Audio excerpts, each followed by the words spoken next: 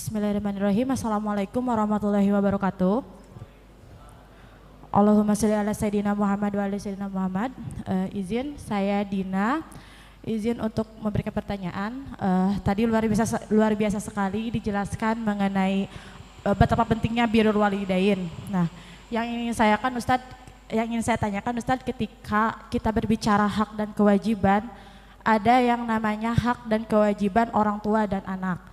Nah, seringkali kita sering membahas hak dan kewajiban anak, tapi kadang-kadang ada juga sering dilupakan juga hak dan kewajiban orang tua juga. Nah, pertanyaan saya Ustadz, ketika misalkan ada orang tua yang tidak memberikan kewajibannya kepada anaknya, tidak memenuhi, kewajiban kepada anaknya, lalu orang tua tersebut sudah tiada, dan bagaimana cara kita sebagai anak untuk tetap berbakti dengan memohonkan ampun kepada Allah atas tidak dipenuhinya kewajiban kepada anak tersebut.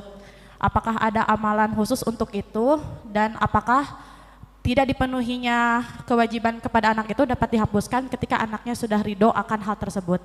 Terima kasih. Wassalamualaikum warahmatullahi wabarakatuh.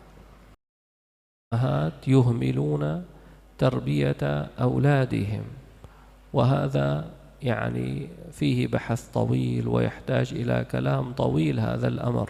نعم، فلا بد للآباء والأمهات من العناية برعاية الأبناء وتربيتهم. الأبناء لهم حقوق على الآباء، لكن لو كان هذا الأب أو الأم قصر في التربية والابن صار كبيرا وعلم أن أباه قصر في تربيته، طبعا هنا الأب ارتكب إثم.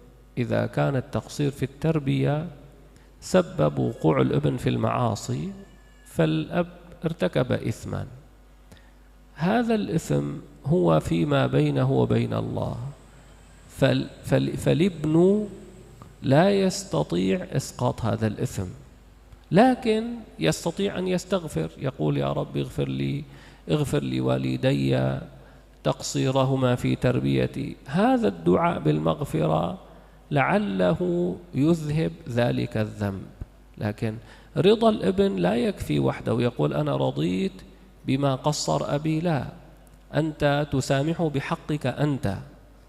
لو كان ظلمك في مالك، في حقوقك الشخصية، تسامحه تنتهي المشكلة، لكن تقصيره في التربية هذا معصية بينه وبين الله أيضا، فهذا لا يزول برضا الابن. لكن الابن يستغفر لأبيه، يتصدق عنه، يدعو له، فهذا الاستغفار والدعاء ببركة هذا إن شاء الله تكفر وتذهب سيئات الوالدين إذا حصل منهما تقصير يؤدي إلى معصية الأبناء.